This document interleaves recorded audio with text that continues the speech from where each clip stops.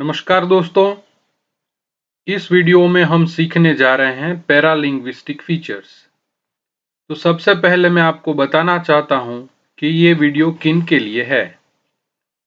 जिन लोगों को English medium में पढ़ते हुए इंग्लिश समझने में कोई समस्या है, तो उनके लिए यहाँ पर लिखा हुआ इंग्लिश में मिलेगा और कमेंट्री आपको हिंदी में सुनने के लिए मिल सकती है। ये पूरी चीज मैं आपको हिंदी में बताना चाहता हूँ। दूसरा, एक इम्पॉर्टेंट चीज मैं ये बताना चाहता हूं कि मैं ये स्क्रिप्ट जो लिखी हुई है पीपीटी, वो आप डिस्क्रिप्शन बॉक्स में से डाउनलोड कर सकते हैं। आपके मटेरियल के रूप में भी आप इसे इस्तेमाल कर सकते हैं। तो चलिए आगे बढ़ते हैं। अगर हम बात करें पैरालिंग्विस्टिक फीचर्स की, तो आपने एक और नाम ऐसा ही सुना होगा जिसका नाम है पैरामेडिकल्स। पैरामेडिकल्स यानी क्या? जो पूरा मेडिकल नहीं है लेकिन मेडिकल को बहुत हद तक सपोर्ट करता है, वो है पैरामेडिकल। तो पैरालिंग्विस्टिक्स क्या है? जो लिंग्विस्टिक्स यानी भाषा को बोलने में मदद रूप होने वाली चीजें हैं, हेल्पफुल जो होती है, उनको हम कहते हैं पैरालिंग्विस्टिक्स। ये एक तरीके के नॉन वर्बल सिग्नल्स है जो हमारी स्पीच को बढ़िया बनाते हैं, और ऐसा कह सकते हैं कि ये हमारा ट्रेडमार्क है। इसीलिए हिंदी फिल्मों के गाने में भी कहा गया है, मेरी आवाज ही पहचान है, गर याद रहे। नाम गुम जाएगा, चेहरा ये बदल जाएगा, मेरी आवाज ही पहचान है। तो आवाज को पहचान बनाने की बात बरसों से होती आ रही है। हम अपना मोबाइल फोन अनलॉक कर सकते हैं। उससे पहले, बरसों के पहले की बात अगर हम करें, तो हमने एक कोड वर्ड सुना है जिसका नाम है खुलजा सिम सिम। जब हातिम ताई खुलजा सिम सिम बोलता है तो वो गुफा का दरवाजा खुल जाता है। इसे कहते हैं आवाज की पहचान। तो हम सब की आवाज एक यूनिक आवाज है, और इस आवाज के 8 अलग अलग फीचर्स है। एग्जाम के लिए प्रिपेयर जो कर रहे हैं उनके लिए सबसे पहली बात मैं ये बता दूं कि यहाँ पर आप देख सकते हैं कि 4 बार P लिखा हुआ है। That stands for P for pace, P for pitch, P for pose and P for pronunciation। आगे की बात अगर हम करें तो Q यानी क्वालिटी, A यानी articulation, M stands for modulation and V for volume। चलिए तो आगे बढ़ते हैं। सबसे पहले है पेस और रेट। पेस क्या है? जैसे हम कहते हैं हिंदी में कि ये पेस बॉलर है, यानी पेस बॉलर होना यानी जो स्पीड से डालते हैं। तो ये स्पीड है बोलने की, उसको इंग्लिश में एक वर्ड से कहा जाता है वर्ड्स पर मिनट। या फिर हम इसको ये भी कह सकते हैं कि हमारे शब्दों को डिलीवर करने की, 1 मिनट में डिलीवर करने की जो क्षमता है, उसे पेस या रेट कहते हैं। तो ये आमतौर पर 80 से 250 तक हो सकता है, लेकिन हमें इसको 120 वर्ड पर मिनट से लेकर 150 वर्ड पर मिनट तक रखना चाहिए। हमारी जरूरत के मुताबिक हम इसको बढ़ा सकते हैं, घटा भी सकते हैं। अगर इसको समझना है तो जो रैप सिंगर्स है, वो अपनी स्पीड, उनकी वर्ड्स पर मिनट डिलीवरी बहुत ज्यादा होती है। पर जो लोग भजन गाने वाले हैं, भक्ति गीत गाते हैं, तो उनकी वर्ड पर मिनट डिलीवरी कम है। इस उदाहरण से आप समझ सकेंगे कि ये पेस और रेट क्या है। आगे की बात है पिच। पिच यानी हमारे आवाज की कितनी मोटाई है या हमारी आवाज कितनी पतली है, इसको हम कहते हैं पिच। इसको समझने के लिए आपको ये पिक्चर हेल्प करेगी। ये दिखा रही है वोकल फोल्ड्स। ये आपके सामने जो है ये वोकल फोल्ड्स है। जब हम नहीं बोल रहे हैं तब हमारे वोकल फोल्ड्स ऐसे बंद रहते हैं। हम जब बोलना शुरू करते हैं तो ये वाइब्रेट करते हैं। तो इसके लिए आप समझ सकते हैं कि पिच क्या है। अगर और समझने में सरलता चाहिए तो एक मर्द की आवाज जो है वो थोड़ी लो पिच आवाज है। उसके कंपैरिजन में एक स्त्री की आवाज होती है वो हाई पिच यानी पतली। जितनी आवाज पतली उतना हमारा पिच हाई जाता है।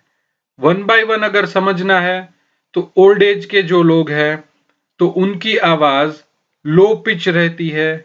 उससे थोड़ी हाई पिच आवाज एक यंग एज के मर्द की रहती है। उससे ज्यादा हाई पिच एक औरत की है और उससे भी हाई पिच एक छोटे बच्चे की है। तो ये आवाज जो पतली या मोटी है उसको हम कहते हैं पिच। आगे चलते हैं, जो आपके सामने है वो है पोज। पोज का मतलब है थोड़ा विराम लेना या बोलते बोलते ब्रेक लगा देना। तो ये ब्रेक लगाना कभी कभी दोनों के लिए फायदेमंद है। ब्रेक लगाने से हम सोच सकते हैं कि आगे क्या बोलना है। और दूसरी इंपॉर्टेंट चीज जो है वो ये है कि इससे सामने वाले को हमारा मैसेज समझने में भी आसानी रहती है। तो एक अच्छी सी चीज जो हम किसी को समझाना चाहते हैं तो उसके लिए पोज बहुत ही इंपॉर्टेंट है। Next is pronunciation.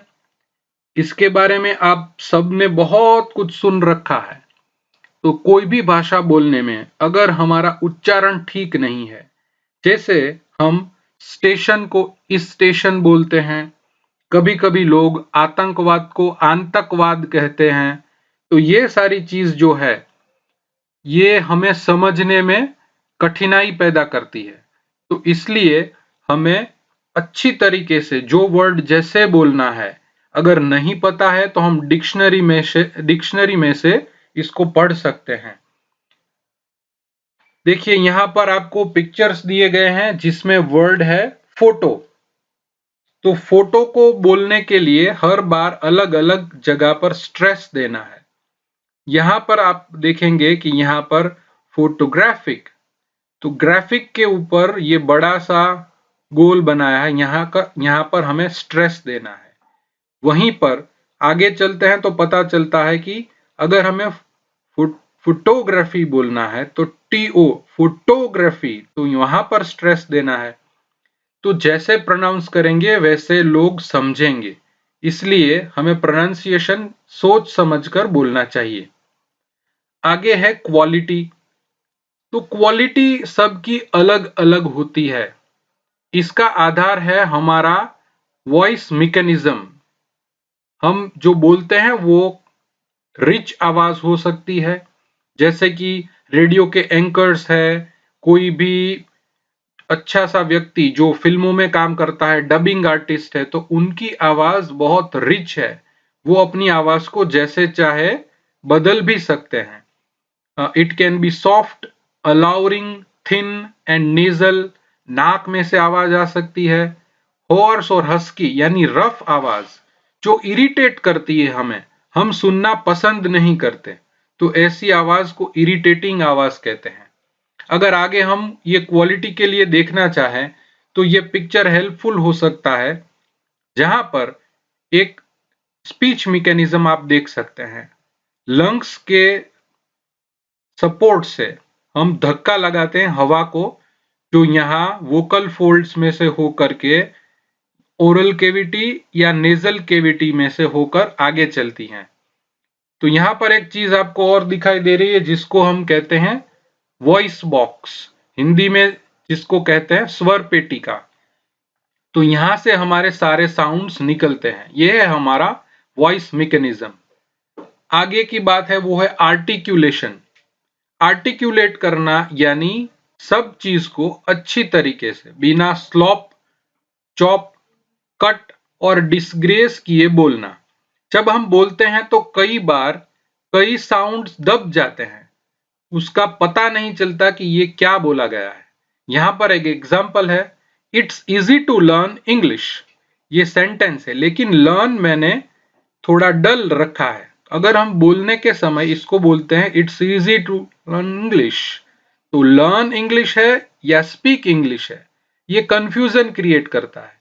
तो इसके लिए आर्टिकुलेशन में अगर हम ध्यान रखते हैं, सभी साउंड उसके प्लेस पर अच्छे तरीके से बोलते हैं, तो हमारी स्पीच जो है वो सबको समझ में आ सकती है। आगे है मॉड्यूलेशन ऑफ वॉइस। मॉड्यूलेट करना यानी आवाज को ऊपर नीचे करना। जैसे पढ़ाते समय टीचर क्लास में आकर आप सबको कहते हैं, जैसे एक सेंटेंस बोलते हैं, हेलो एवरीवन, तो ये प्लेनली बोला है। अगर इसको मॉड्यूलेट करें तो क्या हो सकता है? Hello everyone, hello everyone, how are you. ये अगर हम बोलते हैं तो इसको बोलते हैं मॉड्यूलेट करना, अपनी आवाज को जरूरत के मुताबिक ऊपर नीचे करना। तो ये फ्लेक्सिबिलिटी भी है, ये वैरायटी भी है। अगर हम अपनी स्पीच में आवाज को मॉड्यूलेट नहीं करते तो ये मोनोटोनस यानी नीरस बन जाती है। तो अपनी स्पीच को बढ़िया बनाने के लिए हमें मॉड्यूलेशन, वॉइस मॉड्यूलेट भी करना चाहिए। लास्ट वन जो आप सबको पता है उसका नाम है वॉल्यूम। वॉल्यूम ऑडिबल भी होना चाहिए, हर बार ज्यादा भी नहीं होना चाहिए। तो हमें अपनी जरूरत के अनुसार अपनी आवाज को बढ़ाना या कम करना चाहिए, जिससे कि हमारी स्पीच जो है वो इफेक्टिव बने। तो ये 8 फीचर्स है। अगर हम इसका उपयोग ठीक तरीके से करते हैं, ये सभी का, तो हमारी स्पीच जो है वो दूसरों से अलग हो सकती है। इसको बोलते हैं एम्बेलिशमेंट, यानी सुंदरता बढ़ती है। ये 8 पैरालिंग्विस्टिक फीचर्स से हमारी स्पीच की सुंदरता बढ़ती है। अगर किसी को भी अच्छी सी स्पीच देनी है, कुछ सही तरीके से बोलना है, ऐसा बोलना है कि लोग सुने, तो हमें ये 8 पैरालिंग्विस्टिक फीचर्स को अच्छी तरीके से पढ़ना और उसको यूज करना चाहिए। तो आज के लिए इतना ही। Good bye everyone. आप अपनी जगह पर स्वस्थ रहिए, मस्त रहिए और पढ़ते रहिए। Thank you.